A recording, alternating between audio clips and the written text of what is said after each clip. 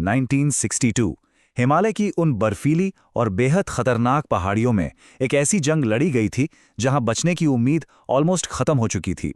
इस visual explainer में हम एक ऐसी हिस्टोरिकल इवेंट को डीप डाइव करेंगे जिसे सुनकर आज भी लोग हैरान रह जाते हैं। टेम्परेचर माइनस में था, ऑक्सीजन की भारी कमी थी और मौत हर तरफ मंडरा रही थी। ये सिर्फ एक मामूली बैटल नहीं थी, ये थी द लास्ट स्टैंड। अब सोचिए, इतना बड़ा, इतना मैसिव हिस्टोरिकल इवेंट आखिर में आकर सिर्फ एक नंबर पर सिमट जाता है, और वो नंबर है 21। सिर्फ 21 इंडियन सोल्जर्स। इन 21 जवानों ने एक ऐसी ताकत का सामना किया जिसकी कल्पना करना भी मुश्किल है। ये इस बात का एक बहुत बड़ा प्रूफ है कि हिस्ट्री की सबसे बड़ी कहानियां कभी-कभी सबसे छोटी संख्या से ही शुरू होती हैं। ये सारी कहानी शुरू होती है नेफा से, यानी नॉर्थ ईस्ट फ्रंटियर एजेंसी। आज हम इस रीजन को अरुणाचल प्रदेश के नाम से जानते हैं। हिमालय के इन आइसोलेटेड और डेंजरस पहाड़ों के बीच बर्फ की मोटी चादरों से ढकी एक छोटी सी मिलिट्री पोस्ट थी। एक ऐसी जगह जहां आम इंसान का नॉर्मल कंडीशंस में जिंदा रहना ही अपने आप में एक बैटल है, और यहीं पर हमारे ये 21 जवान तैनात थे। इन हालात को थोड़ा और करीब से समझते हैं। एक तरफ नेचर का सबसे हार्श एनवायरनमेंट उनके खिलाफ था। रात का टेम्परेचर -20 डिग्री तक गिर जाता था, मतलब पानी कुछ ही सेकंड्स में बर्फ बन जाए, ऊपर से लो ऑक्सीजन। और दूसरी तरफ रिसोर्सेज की भारी कमी। ना प्रॉपरली बचाव के लिए विंटर क्लोथ्स थे, ना कोई एडवांस्ड वेपन्स, और ना ही पीछे से कोई इमीडिएट बैकअप अवेलेबल था। मतलब स्थिति बेहद भयानक थी। तो अब एक बड़ा सवाल उठता है कि इतनी मुश्किलों के बावजूद वो वहां क्यों टिके रहे, क्यों नहीं पीछे हट गए? इसका जवाब सिर्फ एक शब्द में है, ड्यूटी। उन 21 जवानों को क्लियरली पता था कि अगर ये अकेली पोस्ट दुश्मन के हाथ लग गई तो वो सीधा कंट्री के अंदर घुसाएंगे। अपनी ड्यूटी और देश के प्रति उनका लगाव ही वहां उनका इकलौता सहारा था, उनका अल्टीमेट एंकर था।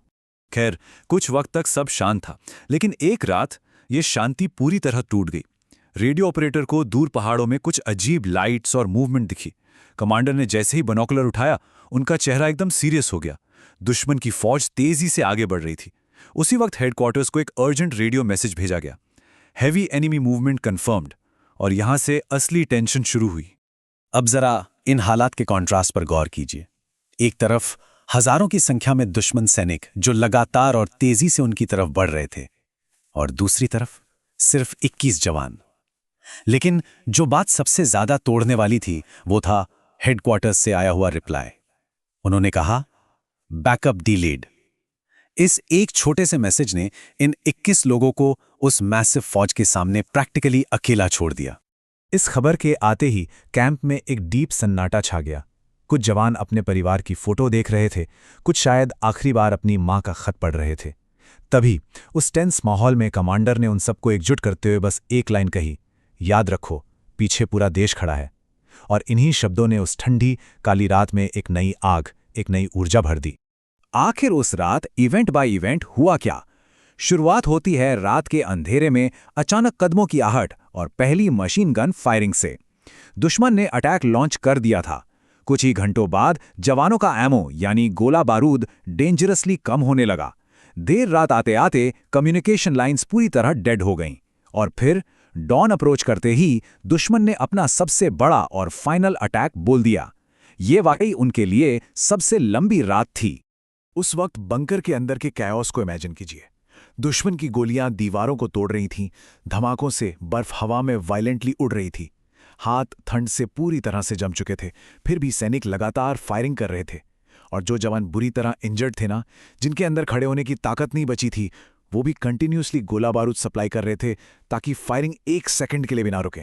देखिए, हिस्ट्री सिर्फ फैक्ट्स और फिगर्स से नहीं बनती, वो बनती है इन इमोशंस से।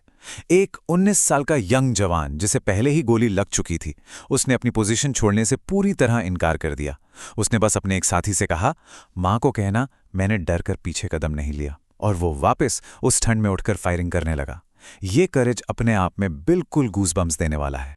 पूरे पहाड़ में एक्सप्लोजन्स की आवाजें गूंज रही थी। सफेद बर्फ खून से लाल होती जा रही थी।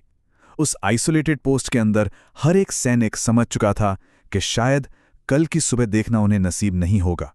लेकिन सरेंडर, वो ऑप्शन उनके लिए कभी था ही नहीं।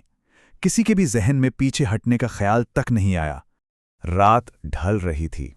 और सुबह की किरण फूटने से ठीक पहले दुश्मन ने अपना फाइनल और सबसे मैसिव अटैक लॉन्च किया। हजारों की संख्या में सैनिक उन पहाड़ियों से नीचे उस आधी टूट चुकी, बर्फ में दब चुकी इंडियन पोस्ट की तरफ आगे बढ़ने लगे।